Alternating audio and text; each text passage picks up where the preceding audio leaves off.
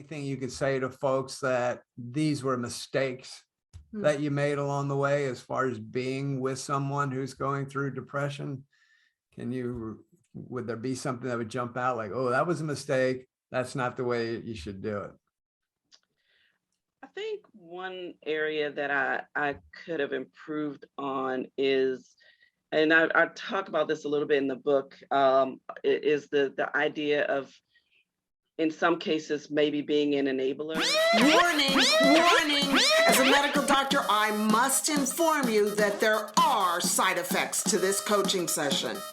Beware. It may enhance your self-esteem, cause you to experience vibrant health, encounter long-term weight loss, heal damaged relationships. Warning, there are side effects to this coaching session. It may increase your enthusiasm for life and bring about hope.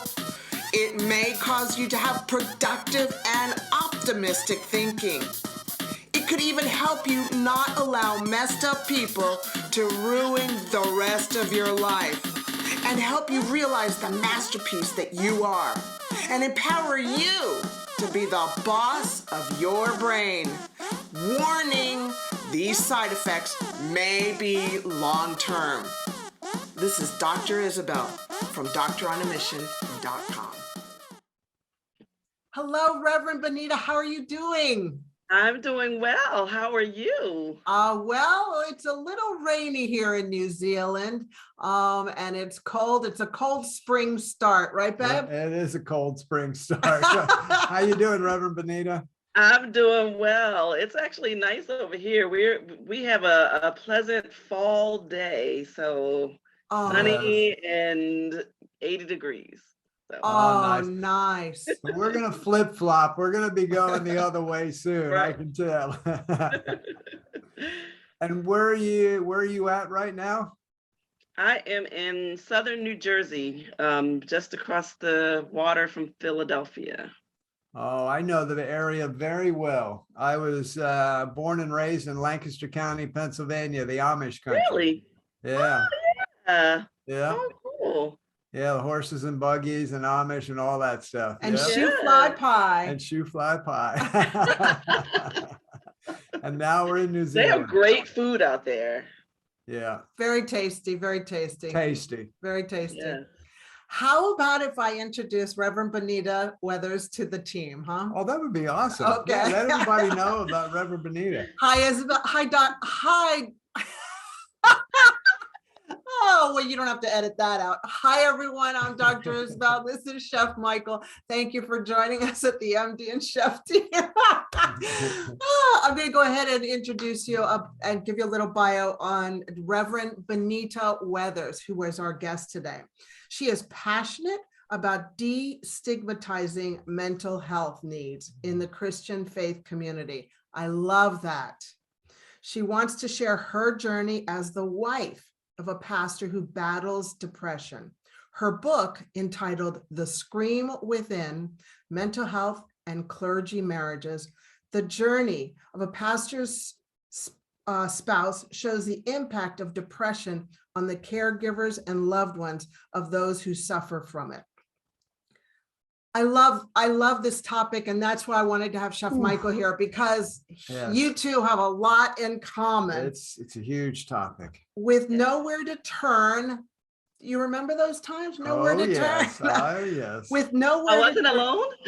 No, you weren't alone. No, definitely not. With nowhere to turn because of the stigma associated with mental health, caregivers often scream within.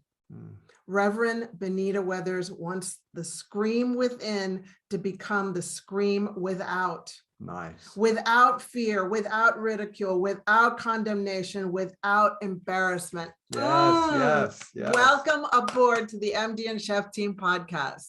Thank you for having me. I'm so excited about this conversation.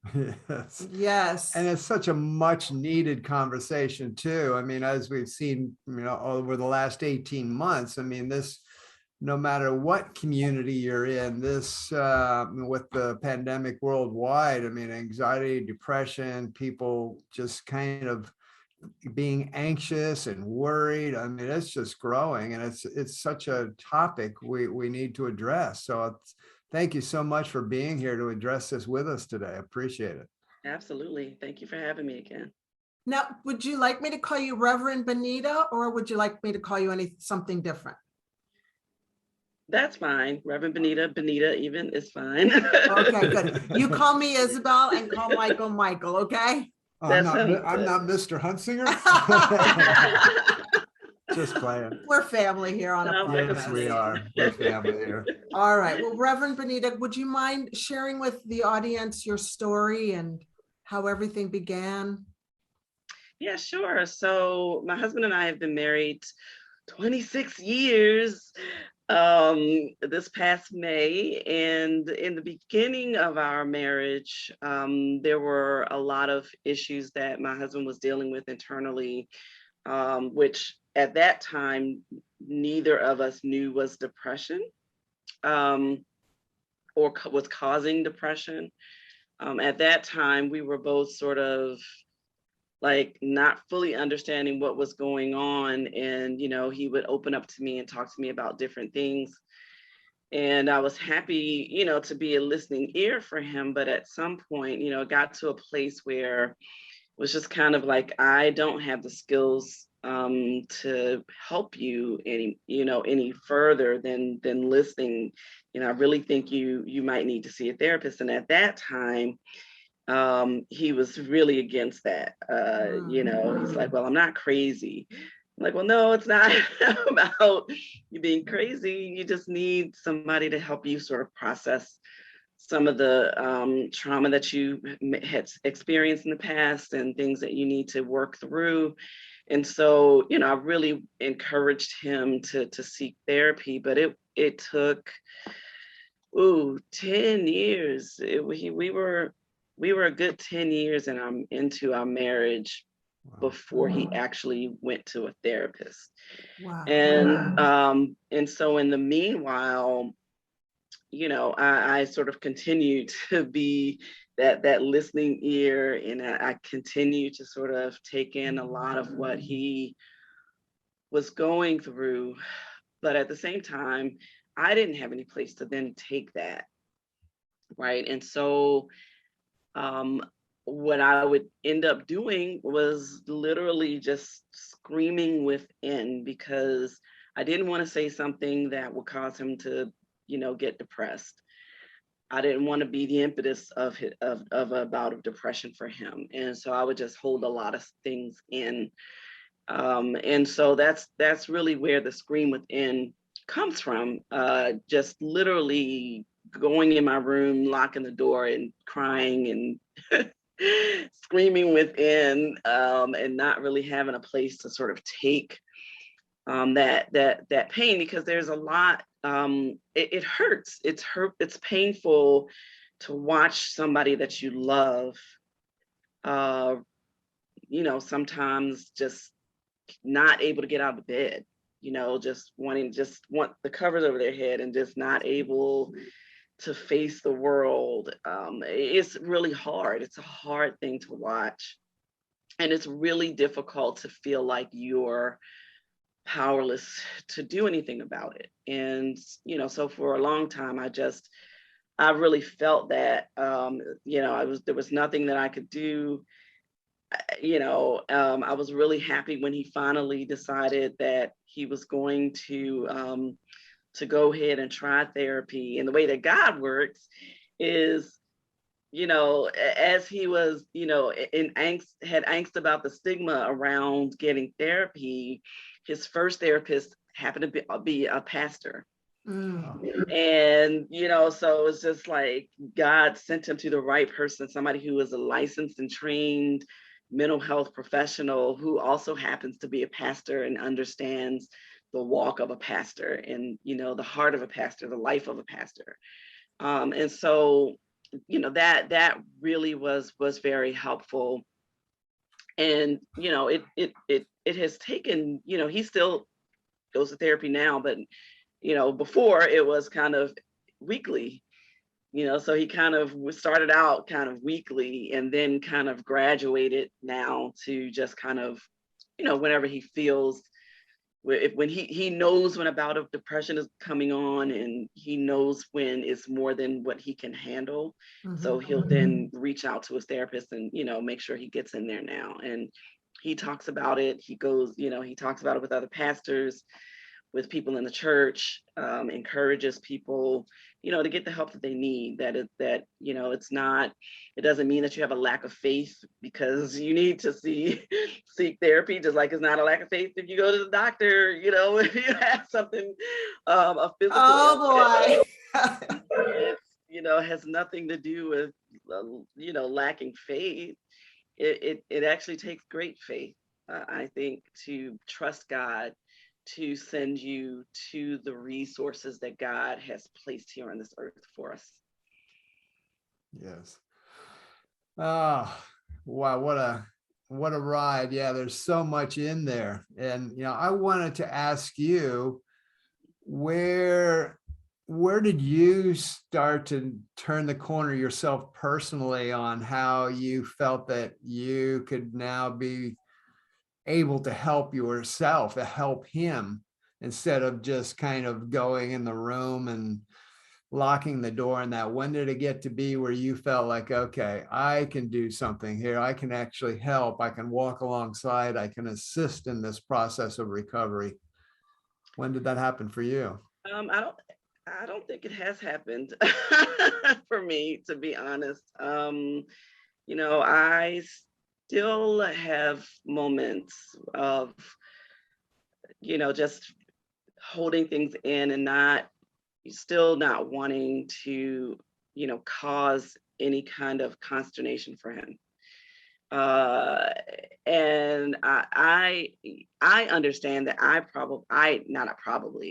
really need to see a therapist myself. I just haven't found one that fits for me yet, but I'm going to continue pursuing that. But I feel like all along I've walked beside, and I've been there. I've been supportive of whatever it is he might need. The thing that I try to do is to understand that what might not seem like a big deal to me might very well be a big deal to him, and to not try to belittle him for certain things causing him to be depressed. So, there might be things that cause him to be depressed that in my mind, I'm like, why are you worried? Why are you even concerned about that? Yes. But oh my gosh. But for him, it really is a big deal. And so I really try to empathize, even though I might not understand it. It might not be a big deal for me, understanding that it's a big deal for him, and letting him go through all the processes he needs to go through to get to the other side of it, is where I can be most helpful, I think. Yeah. Sounds great. I know I have to step in here because I get your husband. One thing that Michael does that really helps, and I want to empower you with this, exactly what you said, like, why are you even worrying about that?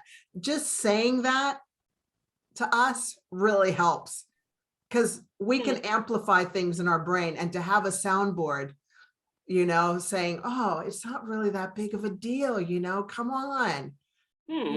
So just wanted to let you know that really helps me when Michael says, babe, come on, that's really, don't worry about that. Quite the way I say no it. he does no he's very gentle about I can it. say a little more gentle than that. That's the way you're saying it, but you are very gentle. Yes, I mean, it might be the way he's thinking. It might be the way he's thinking it, but it's not the way he's saying it.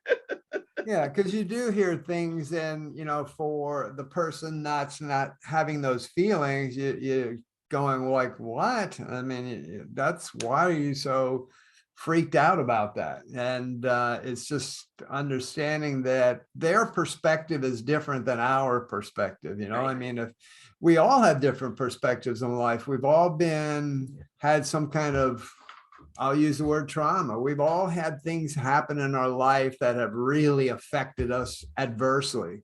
Yeah. And it's all different.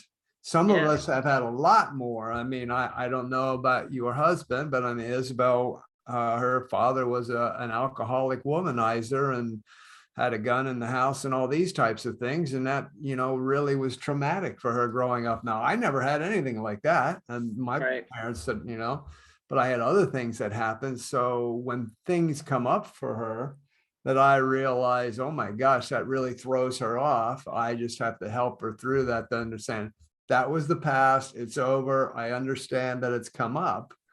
But Right. let's see how we can work through that. And I'm sure there's some things like that for your husband where all of a sudden he just goes, why? And you're like, what?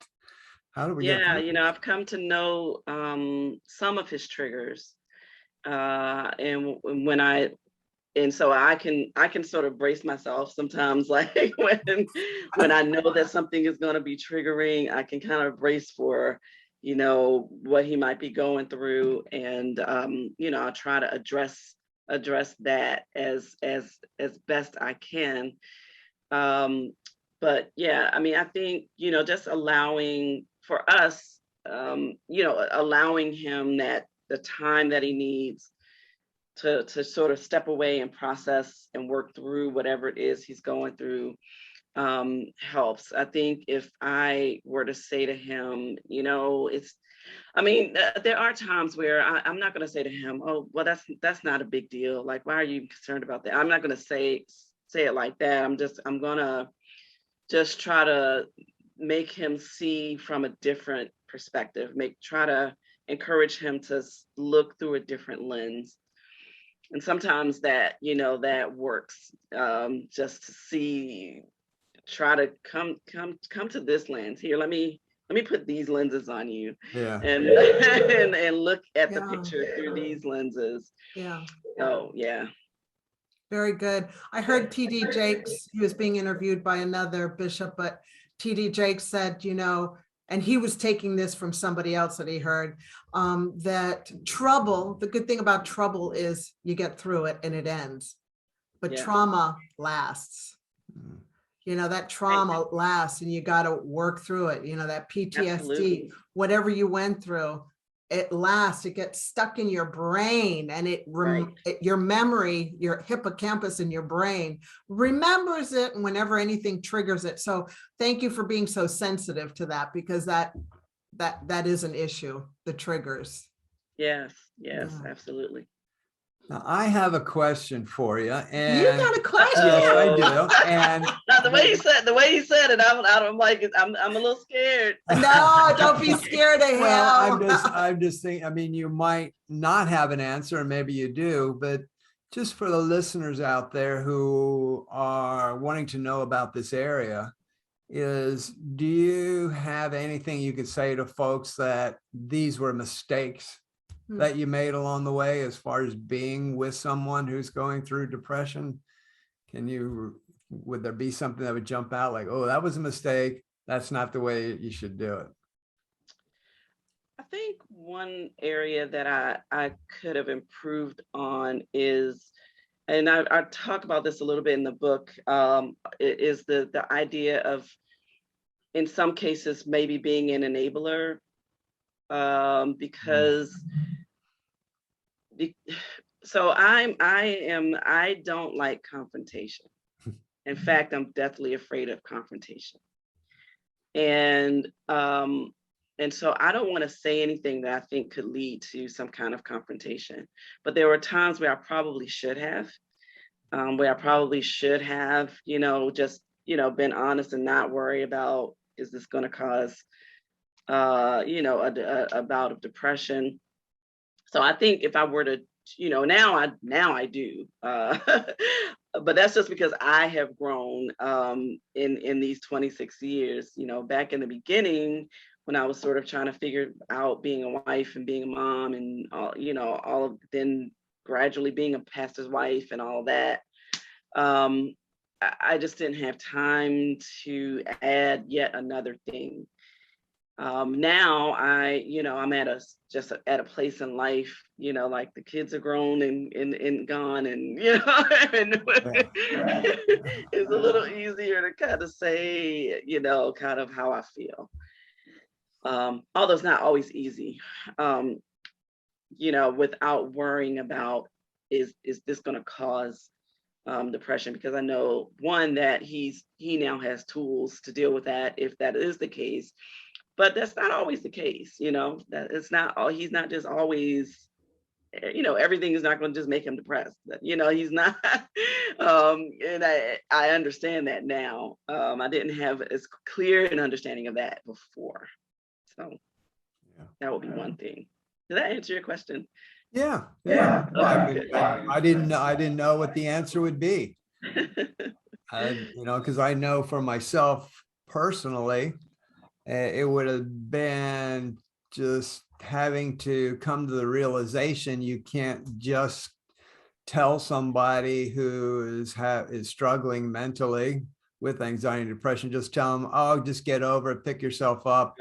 Come on, get strong, get over it. You can do it, just fight through it, all that kind of stuff. And because don't do that, anybody. do that. Listen to Yeah, me. don't Do that. Yeah.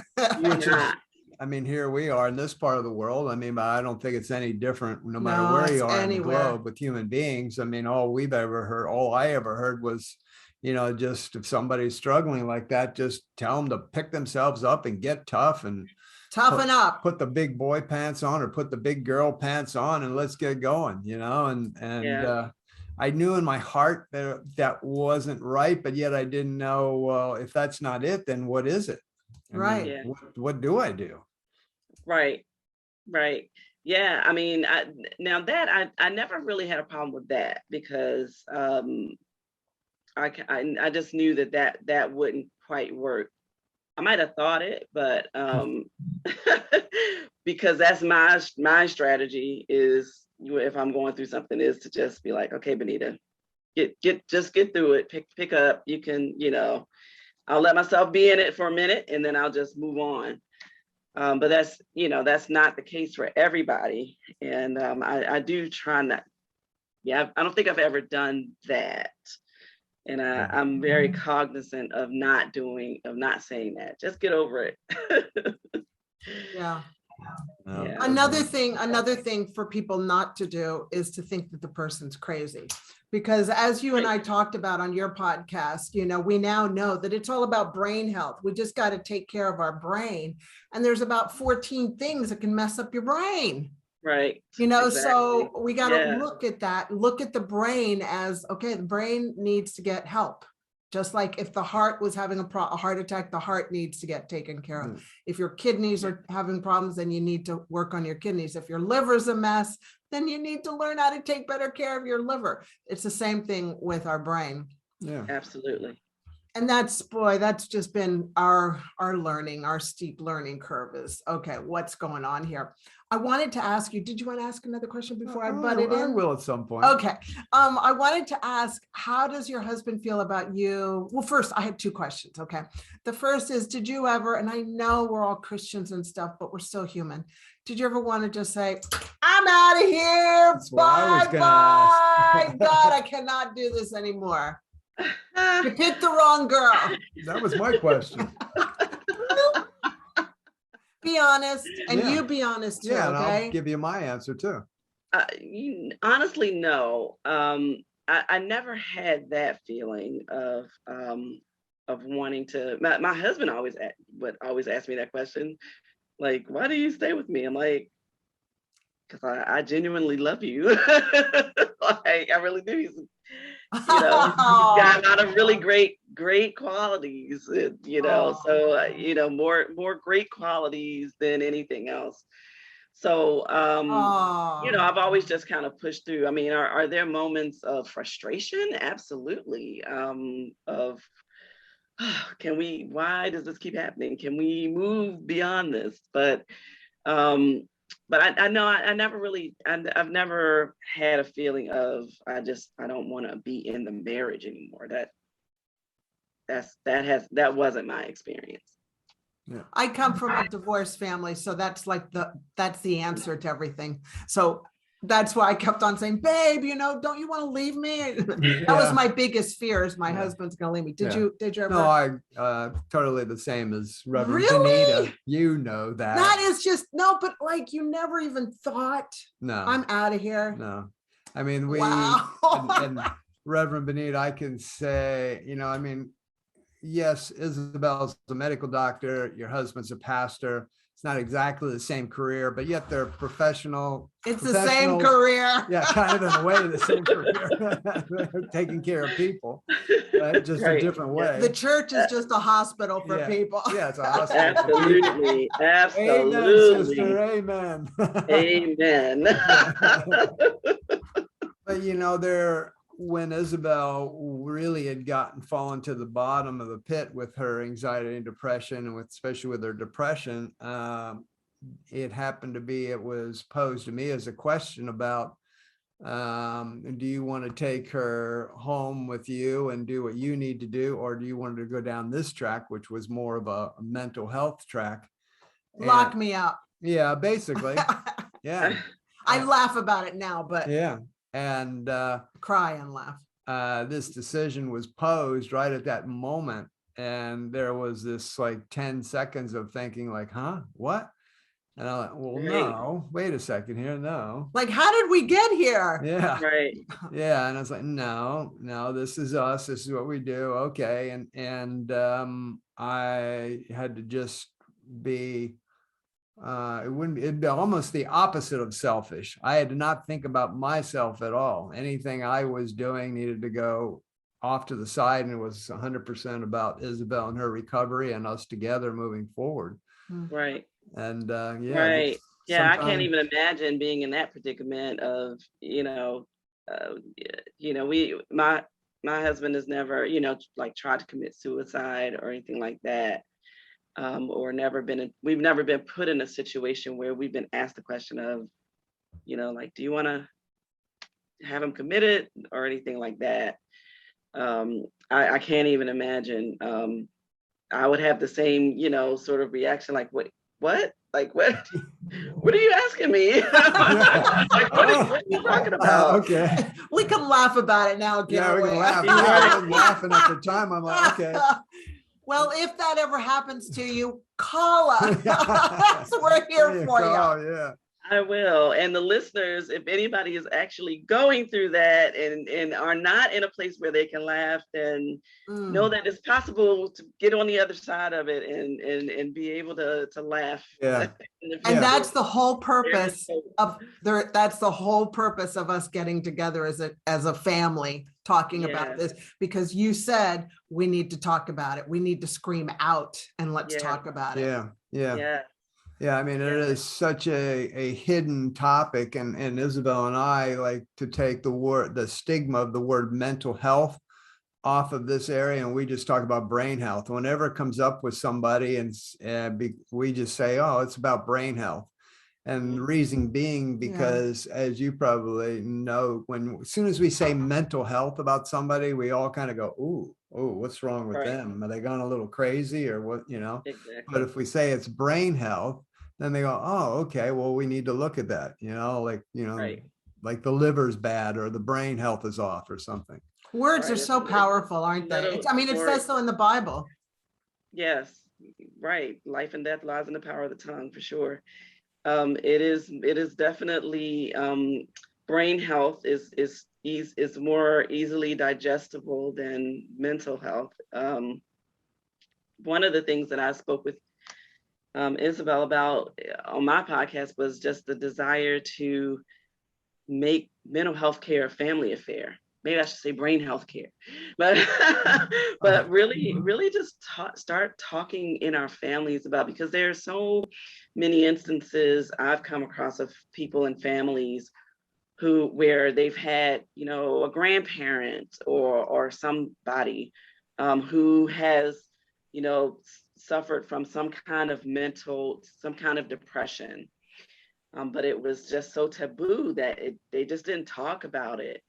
Or, but I really feel like from a young age, young children need to be taught that there are ways and that there are resources for taking care of their mental or their brain health. They need to Yes. know that just like, mom and dad will take you to the doctor to your physical every year, that there are, ways to stay up on, to think about your thinking, and to get help whenever you feel like you need it. So I really do want to see that start to take off in families, everywhere, all over the world, because it's not, it's not just in one location. It's everywhere, and all of us need some kind of brain health. We all need to be concerned, whether Let's we've do been it. diagnosed or not, with something. Let's do it, Reverend. Let's do it. Let's do it. Yes. Especially in the church, because oh my gosh, Especially. it's so taboo in the church. Yes. You just don't Yes. have enough faith. You're not close enough to God. That is such a lie from the devil. Yes, absolutely. Absolutely. And so I really do want to see these conversations happen in churches. I want to see mental health ministries and communities form in churches where people can go and talk without the fear of judgment, without the fear of people getting on the phone gossiping and all of that. I just want to see that Me too. in our faith.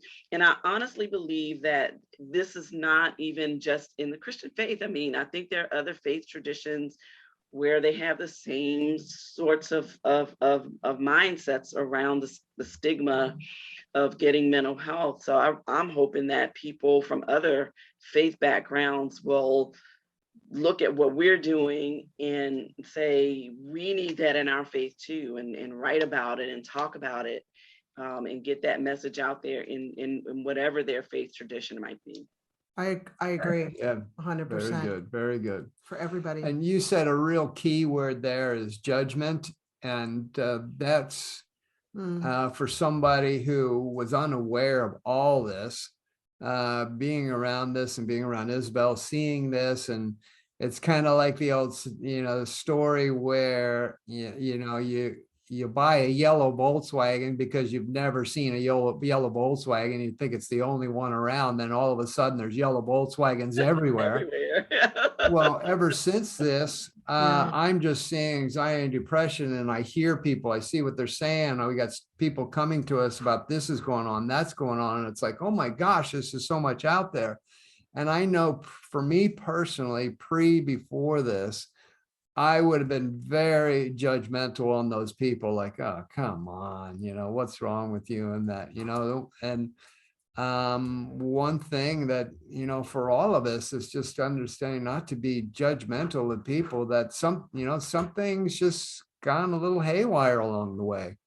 And, we need to understand it's no different than if they're overweight or if they've ended up with diabetes or something else, that something's gone off, and it happens to be in the brain instead of the physical body. And we need to be able to just say, okay, what can we do? How can we help? And that's where my personal growth has come through this process. Absolutely. I mean, and everything starts in the brain anyway, right? I'm going to tell you, Dr. Isabel. Yes. I mean, it's the brain that communicates to the rest of the body what to do, right?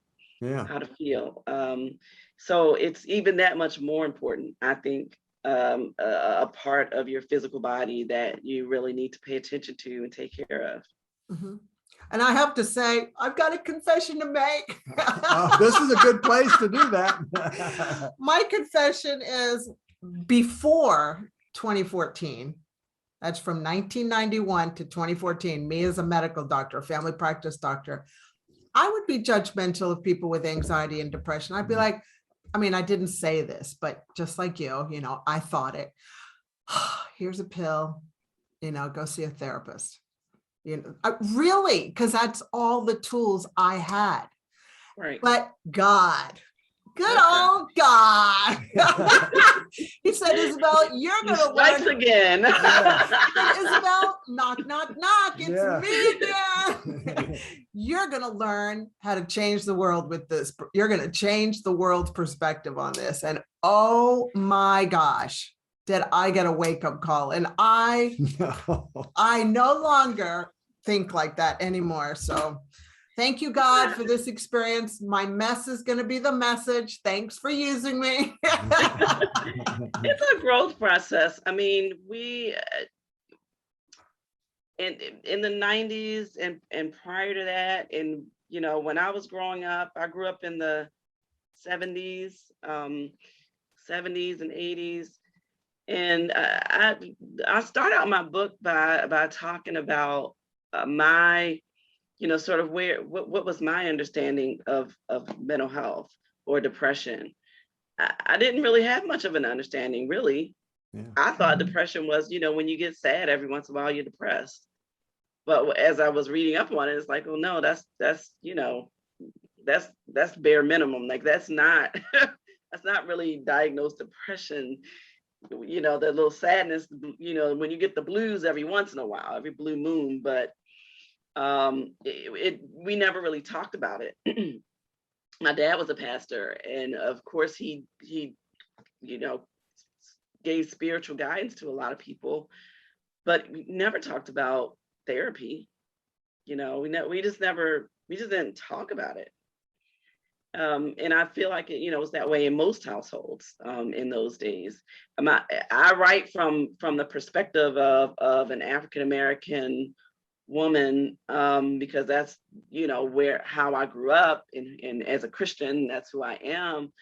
But I'm finding people from all kinds of backgrounds who can relate. It's like, yeah, we didn't talk about it in our community either. You know, it was just hush hush, and you know, you always had the, you know, the crazy uncle or whatever, but no real explanation. Or you had that one person in your family who you know, everybody kind of knew they were kind of a little off or whatever. I'm putting that in quotes, quote unquote off is what the term that would be used. But you just didn't talk about it. You just kind of let them be in their corner, and you almost ignored them, you know, just, you know, they're there, but nobody ever talked about what was really going on with them internally. And I just feel like that has hurt us. And I'm glad to see that more people are embracing their mental health or their brain health. I'm glad to see that more people, even in the church, are talking about it. We're not where we need to be, but we're not where we used to be. And that gives me hope. Yeah, beautiful, beautiful. I wanted to ask you about your book. Can you tell us? I was just gonna do that too. Oh well, you're just gonna have to wait in line. You guys must actually be married.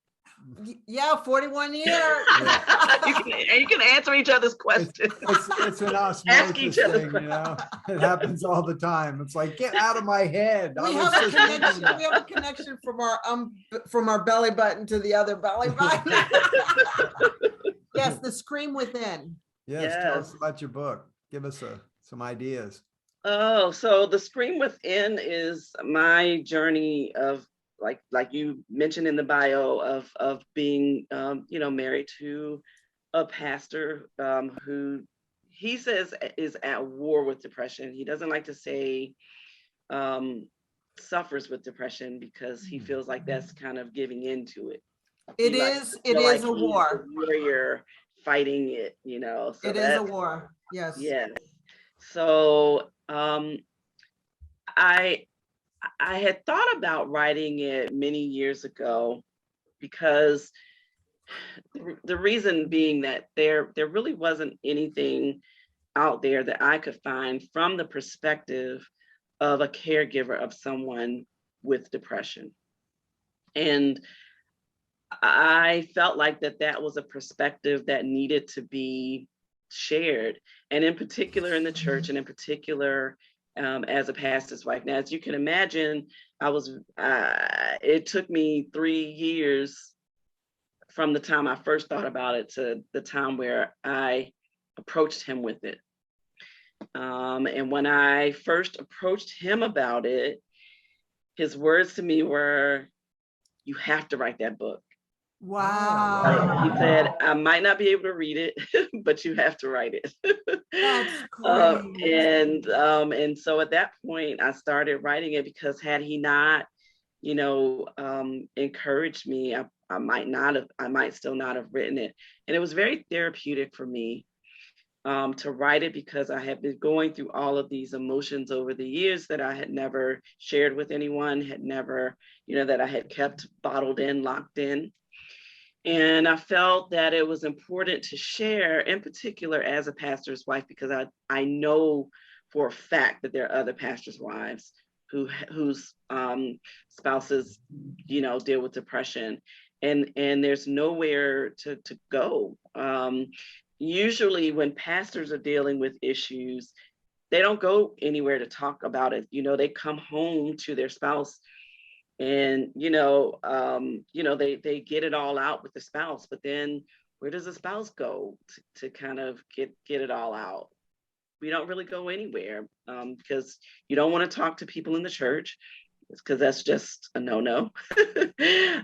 You don't necessarily, and when you're married to somebody who's not only pastor but a community leader, you just don't know what the stigma of it, like what people will then think, what people will say. So you're always concerned about that. And that's really what made me write the book, because I feel like it would encourage and also free somebody else, which from some of the feedback I'm getting, it has. I can't tell you how many people have been like, "Thank you for writing that book." And I'm like, well, thank God, because without God speaking to the heart of my husband and saying, encourage her to write it, it might not have gotten written, and there might not be that perspective out there. So that's, so the book really talks about just my journey from the early stages of our marriage all the way up until more recently, and talks about some of the things that I went through internally, some of the thoughts that I had, and just how it impacted me to feel like I'm just helpless. I'm not able to help him. I'm an utter failure as a wife. I'm an utter failure then as a mother, because I don't have the tools that I need to help my family. I went through a lot, just internally. And that, I had some young women who aren't married who read the book, who said to me, that this really has helped me even think about futuristically, if I ever do get married, some things to be thinking about in marriage. So it's having an impact that I couldn't even really foresee. And I'm just really grateful to God for putting it in me and seeing it through. Beautiful. Thank you for being obedient. Yeah. Very beautiful. Yes. Now we haven't gotten the book yet, but we're going to be putting a list and an order in for the book, and that's definitely one of the books we'll be reading. Okay, but I'll be honest with you, we haven't read it yet. Okay. Okay. But it's definitely on our Christmas list. It's on our, we get like for Christmas, we buy books for each other. Yeah. And I've got like 15 books that I want Michael to order for me. Christmas is like, it's the book season. It all pours in, and then Right. the year we read our books. Yeah. Those are our Christmas gifts. I cannot tell you how many books I have between the actual physical books on the desk and the books in my Kindle. I can't tell you how many books that I have lined up that I have not read. So when people come to me and say, "I got your book, I haven't started reading it yet," I'm like, "You'll get to it. I understand." I get it. Yeah. Oh, that's nice. That is so wonderful that you've been able to put that into a book form to share that out to the world. I mean, like you said, I didn't find the manual on this whole thing. I mean, it was just like, okay, let's just take it one day at a time, because I wasn't any training. I couldn't find a manual. I couldn't find anything about anybody that would want to talk about it even. I mean, I remember I talked to some local organizations and they didn't really want to talk too much about it, so it was kind of, yeah, learn on your own type stuff. So that's fantastic that you're putting that out to the world. It's going to be a beautiful tool for the caregivers of people who are at war. I love that, at It war is, with we are. depression. It is. Yeah. It's a war. It's totally a war over our brain health. It's Yeah. all a war over our brain health. And Yeah. we'll do another podcast about that. But I wanted to ask you because we're landing this plane now. What three action steps could you offer, for our listeners to start implementing right away so that they've got a win if they're dealing with somebody with anxiety, who's fighting anxiety and or depression? So know that what they're going through is real. And so the first thing would be to validate, to offer some validation of what they're going through, and be honest and say, I don't understand what you're going through, but I believe that what you're going through is real. So let's work together to try to get you the help that you need to get through it.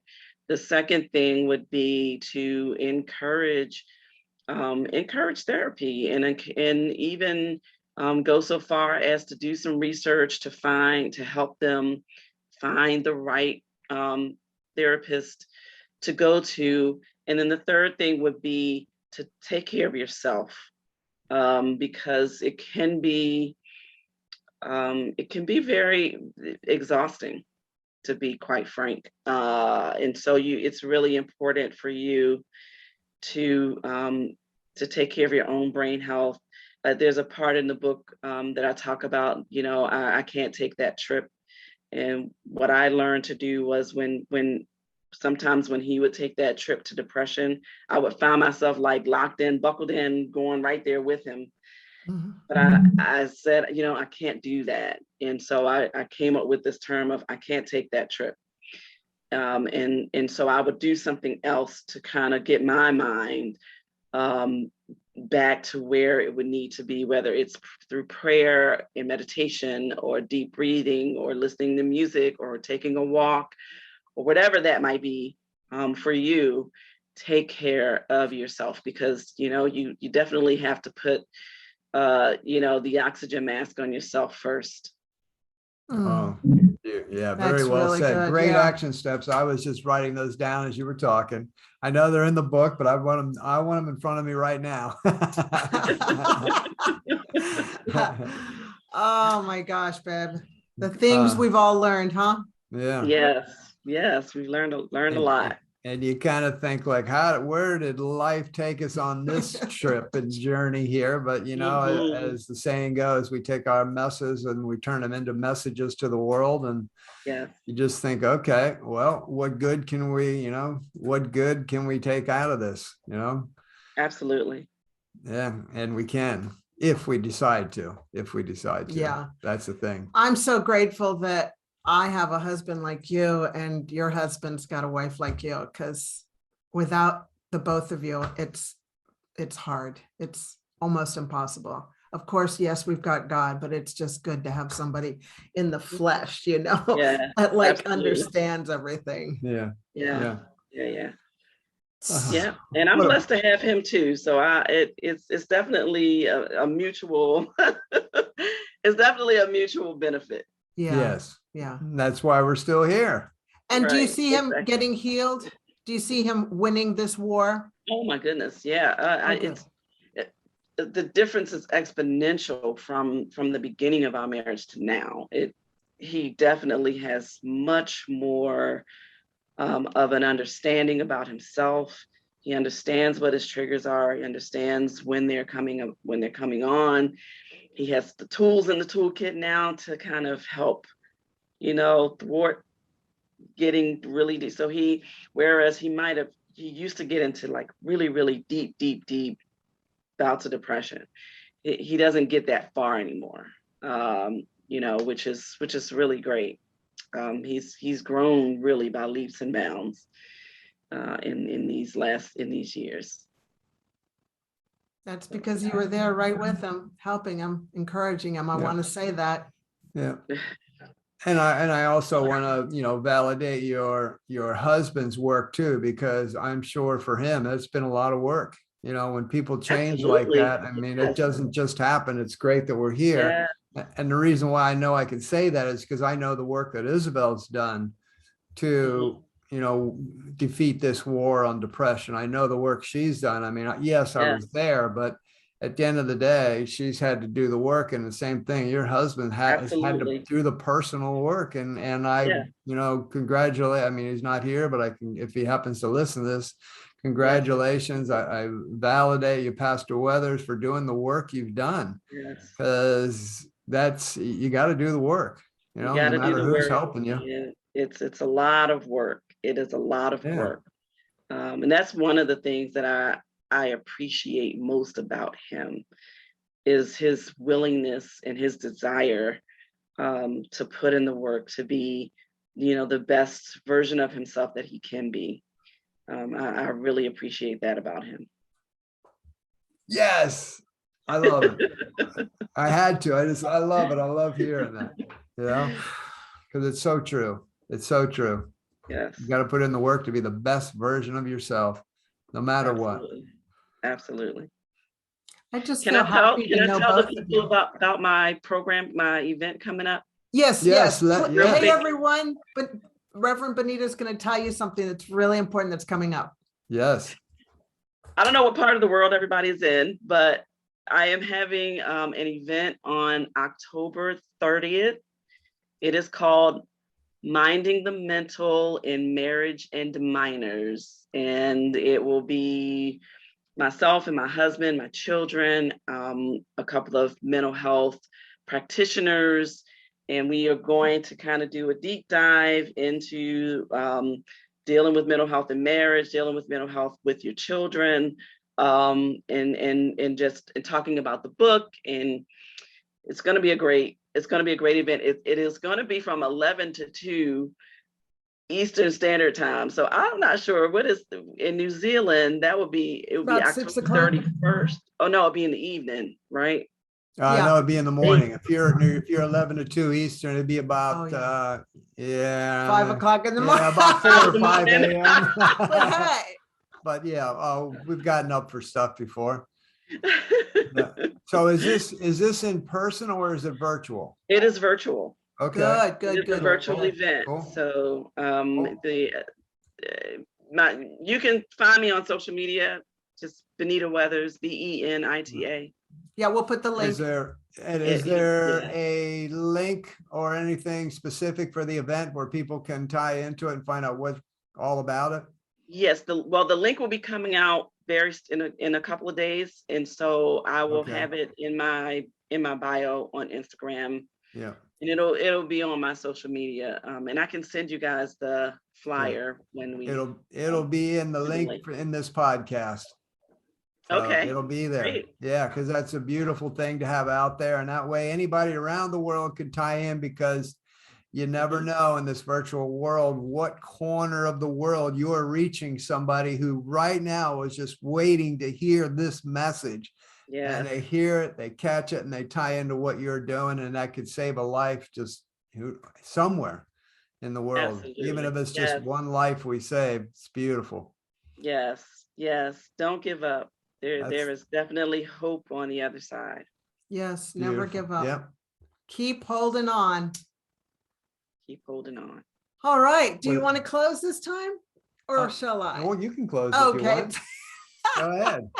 This is the first time we've done a podcast together, so it's kind of like really you or me. We do lives together all the time, but podcasts are a little different. But it doesn't matter to me. Well, everybody, thank you. I've been your host, and Michael has been your host. Chef Michael and Dr. Isabel have been your host here with Reverend Benita Weathers. Thank you so much for joining us. And you go out there and be your best and share that gorgeous smile of yours in the world, because we so need it. Mwah! Remain Thank you so unstoppable. much. Mwah. Thank you, Reverend Thank you. Benita. Blessings to you both. God bless you. Thank you. Thank you.